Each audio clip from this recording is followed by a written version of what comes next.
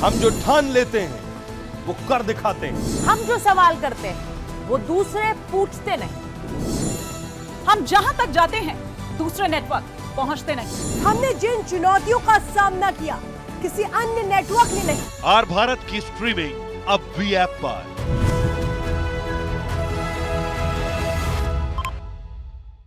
हमारे साथ बात करने के लिए हृदय लाल जी हैं। हृदय लाल जी आलोक मौर्य के वकील भी हैं और साथ ही उनको समय आने पर लीगल एडवाइस भी देते हैं।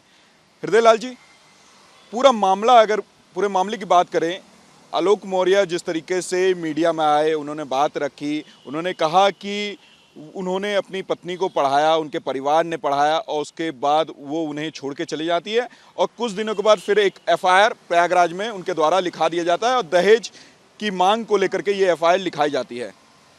देखिए, जो भी एफआईआर किया गया है वो गलत है और दहेज की मांग को लेकर के जिस तरीके से कहा जा रहा है, और इनके पिताजी ज्योति मौर्य के पिताजी ने भी अभी किसी चैनल को बताया था कि मैंने 5,000 रुपया दिया था शादी 2010 में। आप अंदाज़ा लगाइए उसकी शायद आज के डेट में वैल्यू 10,000 रुपये के आसपास होगी। वो भी उन्होंने उपहार दिया था, कोई दहेज की मांग नहीं थी। और इवन आलोक ने भी मीडिया में बोला है कि उनका पहले से ही संपर्क था, बातचीत होती थी, यानी एक तरीके से ये लव कम अरेंज मैरिज था। और इस तरीके की शादियों में कोई दहेज की बात होती नहीं। दूसरी, वो इतना मेहनत करके सफाई कर्मी होते हुए भी पढ़ा करके अपने पैसे से लोग अपनी पत्नियों को काम करवाते हैं। कोई पढ़ाता उड़ाता नहीं है। बहुत सारे लोग कह रहे हैं बड़ा काम नहीं किया, बड़ा काम किया है।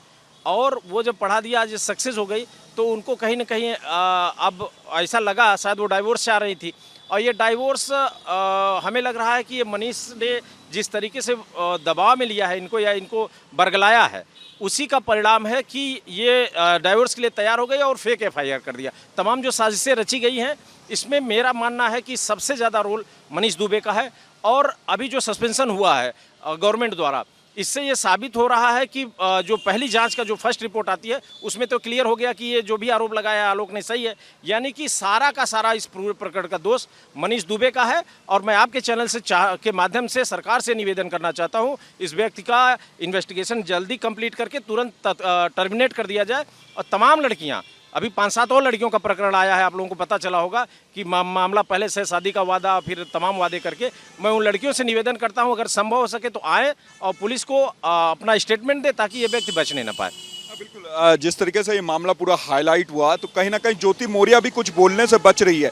हमने उनसे रिक्वेस्ट किया कि वो अपना पक्ष रखे। उन्होंने कहा कि जहाँ बात रखनी है वहाँ वो बात रखेंगे। हमने देखा कि कोर्ट में मामला है लेकिन वो कोर्ट नहीं पहुँची थी। जब हम लोग गए थे तो वो कोर्ट नहीं आई थी। हम लोग वहाँ पे गए, हम लोगों ने अपना जो है एप्लीकेशन डाला था वाद की कॉपी लेने के लिए। उस तक उनका काउंसिल भी नहीं पहुँचा था और वो भी नहीं पहुँची थी। बाद में शाम को पता चला उनके काउंसिल आए थे। अब हम लोगों से मुलाकात हुई नहीं, क्या हुआ क्या नहीं हुआ ये हम नहीं जानते। लेकिन हमें जो देखने से लग रहा है कि वो बच रही हैं, किसी चैनल को इंटरव्यू नहीं दे रही। वो कह रहे हैं कि हमारा मामला सब जुडिस है और हम वहाँ पर कोर्ट में बात करेंगे। तो ये ठीक है, ये जब मामला सब जुडिस होता है तो जो भी बातें लीगल लैंग्वेज में होती हैं वो कोर्ट में ही होती हैं। लेकिन जो तमाम फर्जी तरीके से एफआईआर की गई है आलोक के ऊपर, उसके बारे में वो क्या जवाब देंगी, ये एक गंभीर सवाल है। और पूरा देश इस समय जान चुका है, आपके चैनल वाले भी जान चुके हैं कि सच्चाई क्या है। बिल्कुल, अगर बात करें तो जिस तरीके से मामला लगातार ही चल रहा है, लेकिन यहाँ पे बात ये बनती है कि आलोक, क्योंकि आलोक ने पहले, आलोक जिस तरीके कह रहे हैं, उनके परिवार वाले कह रहे हैं, हमने परिवार वालों से भी बात की कि आलोक के परिवार वालों ने उनको पढ़ाया लिखाया। लेकिन कुछ समय के बाद, लगभग 10 साल तक शादी अच्छी चली, उसके बाद अचानक दरार कैसे हो गई, शुरुआत कहाँ से हो गई और ये मनीष दुबे का चैप्टर कहाँ से आ गया? देखिए, जो आलोक को भी शुरू में नहीं पता था। आलोक को 2021 में आइडिया लगना शुरू हुआ और तब से वो मानसिक रूप से आज तक प्रताड़ित हो रहा है। आप अंदाज़ा लगाइए, 21, 22, 23, लगभग 2 साल 2.5 साल हो गया वो मानसिक रूप से प्रताड़ित है। और जब उसको शक हुआ तो उसने अपना नज़र रखना शुरू किया। जो इनका आरोप है कि मैंने कहीं पकड़ा था, फिर वो होटल के कुछ रिकॉर्ड इकट्ठा किए, आलोक ने ही बताया है आप लोगों के चैनल के माध्यम से। और चैटिंग जब लीक हो गई और हत्या की साजिश, तो वो बहुत तनाव में आ गया, क्योंकि मनीष के द्वारा चैटिंग की गई रास्ते से हटाने की। तो जब जान पे बनाती है तो बड़े बड़ों की हालत ख़राब हो जाती है। वो स्थिति तब आदमी को पता चला। और चूंकि व्यवहार हमेशा से, मैंने अभी कल आलोक से बात की, व्यवहार ज्योति का हमेशा अच्छा रहा, लेकिन कहीं ना कहीं कुछ गलतियाँ ज्योति से हुई हैं। वो उस आदमी के मनीष दुबे के बहकावे में आकर के उन्होंने गलत निर्णय लिया है। और मेरा मानना है कि लीगल एडवाइज़र तो हम लड़ेंगे केस कोर्ट में, लेकिन पर्सनली एज ए ह्यूमन मैं चाहूँगा कि वो तत्काल अपने एफआईआर, फर्जी एफआईआर वापस ले और नहीं तो इन्वेस्टिगेशन में कितनी एफआईआर ज्योति ने करवाई है? शायद मेरी जानकारी में 2 है। अभी तो एक का ही मामला आया है, डाइवोर्स पिटिशन का आया है, एक दहेज प्रताड़ना का भी उन्होंने लगाया है। हो सकता है कि घरेलू हिंसा भी लगाया हो, वो उसकी जानकारी नहीं। दहेज प्रताड़ना उन्होंने लगाया है कि एक फार्चूनर की चर्चा आ रही है, वो आलोक से मेरी चर्चा नहीं, वो एफआईआर का भी मैंने देखी नहीं। एक फार्चूनर और 50 लाख रुपया की बात हो रही है। इतने साल शादी को हो गए और अचानक आप डाइवोर्स करते हैं। चलिए डाइवोर्स तो ठीक है, आपको हाँ आपको नहीं रहना, लेकिन दहेज की बात कहाँ से आ गई? दहेज इतने सालों के बाद आपको दहेज याद आया? देखिए, ये मैं आपको बताऊं, ये जो आलोक ने मुझे नहीं बताया, मेरा व्यक्तिगत एज एन एडवोकेट एक्सपीरियंस है। जब आदमी किसी पद पे आ जाता है, ब्यूरोक्रेसी के खाट्स के लोगों का मैंने जो साइकोलॉजिकल स्टडी है, वो थोड़ा सा एरोगेंट हो जाते हैं। उनको लगता है कि मैं जो हूँ बहुत तोप हूँ।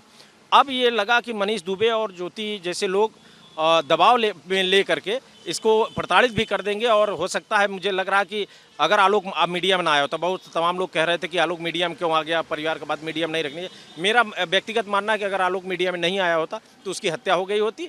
और इस पूरे प्रकरण का जिम्मेदार, जो आपने कहा कि ऐसे कैसे हो गया 10 साल बाद, होता है। बहुत सारी चीज़ें आप देखे होंगे कि 10 साल बाद डाइवोर्स फाइल होता है, 15 साल बाद होता है, लोग 20-20 साल बाद भी डाइवोर्स ले लेते हैं।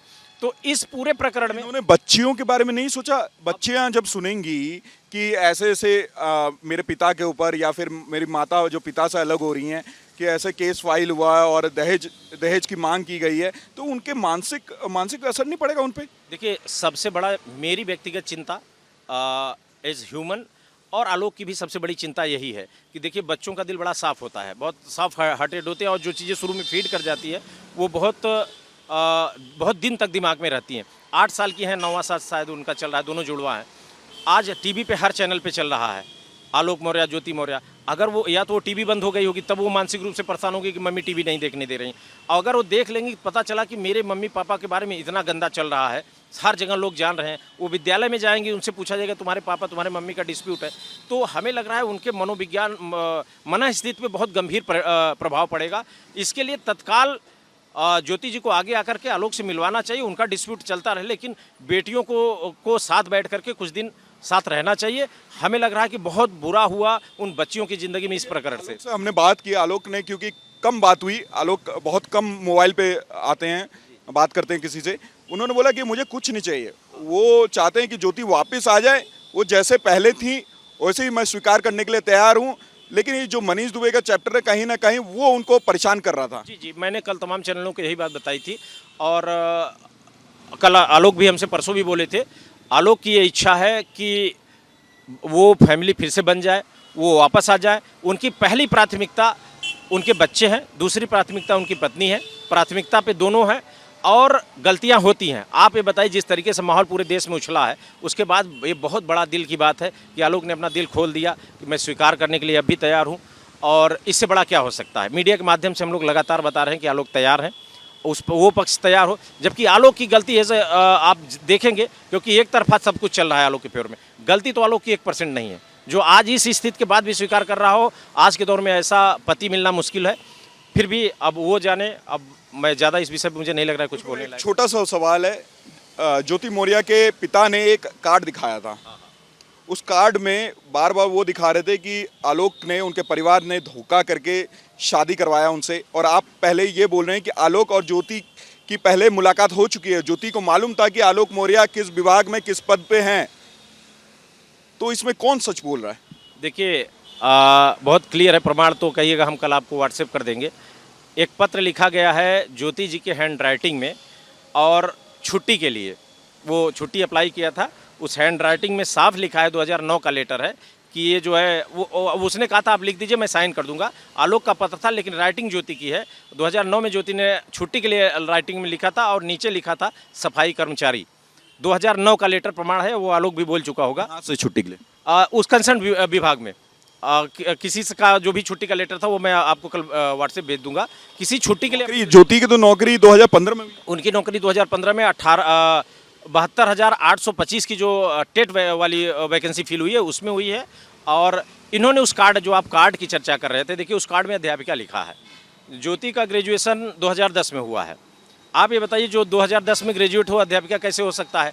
2010 के बाद इनका बीएड हुआ है, तो फिर आप समझ लीजिए कि क्या सच्चाई है। वो कार्ड अभी इस प्रकरण के बाद आलोक के ऊपर दबाव बनाने के लिए ये कार्ड छापा गया, जिस तरीके से ये दिखाने के लिए टोटल इन्होंने कहा कि मुझे झूठ बोल के शादी की, इसके लिए इन्होंने सोचा। और जिस तरीके से आप लोगों के माध्यम से, आप लोगों के चैनल या तमाम चैनलों ने इस मामले को इतना ज़्यादा बड़ा कर दिया, ये ज्योति जी को और मनीष दुबे को नहीं पता था कि मामला इतना हाई पे चला जाएगा, जिसकी वजह से पूरा दबाव बनाने के लिए फर्जी एफआईआर के लिए ये छापा गया है। और मुझे लग रहा है कि 419-20 का एफआईआर इन लोगों पर भी होना चाहिए जिन लोगों ने छपवाया। यही सवाल पे मैं आना चाहता हूँ, क्या आप लोग क्रॉस एफआईआर करवाएंगे? जिस तरीके से इनके लिए एक साजिश रची गई, इनको मारने की एक प्लानिंग की गई, क्या एक क्रॉस एफआईआर भी आप करवाएंगे? अगर ज़रूरत पड़ी, अगर सरकार ने एफआईआर नहीं करा, क्योंकि मेरा जो मानना है कि इन्वेस्टिगेशन में अगर ये साबित हो, फिलहाल होमगार्ड की तरफ से जांच हो रही है। वो जांच हो रही है और वॉइस रिकॉर्डिंग दी गई है। आपने सुना को वॉइस रिकॉर्डिंग दी गई है फॉरेंसिक लैब में। अगर फॉरेंसिक लैब में ये साबित हो गया कि ये वॉइस मनीष दुबे की ही है, तब तो एफआईआर होगी ही होगी। अगर कंसर्न डिपार्टमेंट नहीं कराता है तो हम लोग एफआईआर कराएंगे और हत्या के प्रयास का एफआईआर किसके खिलाफ? मनीष के खिलाफ होगी। साजिश मनीष की है। और बाकी अगर आलोक को लगता है कि उसमें तो बात तो ज्योति भी हाँ, तो जो उनके खिलाफ भी होगा। अगर जरूरत समझ में आएगी दोनों का हुआ है, अगर इन्होंने सहमति दी है, क्योंकि वॉइस रिकॉर्डिंग मेरे पास नहीं, आलोक ने देखा है, अगर इन्होंने सहमति दी है तब तो इनके खिलाफ भी एफआईआर होना चाहिए। क्योंकि जिस तरीके का माहौल है या जिस तरीके से लीगल पॉइंट है, अगर दो लोग इन्वॉल्व हैं तो एक के खिलाफ कैसे होगा? हत्या की साजिश हुई है, छोटा मामला नहीं है। अगर वो मामला आगे नहीं आता वो तो हत्या हो जाती। मेरा बिल्कुल आपको अधिकारियों पर भरोसा है, जिस तरीके से जांच हुई और जांच के बाद कहीं ना कहीं उसमें दोषी पाएगा और फिर पूरी तरीके से रिपोर्ट शासन को भेज दिया गया है। जी जी, मुझे पूरा विश्वास है, लेकिन विश्वास 99.99% है।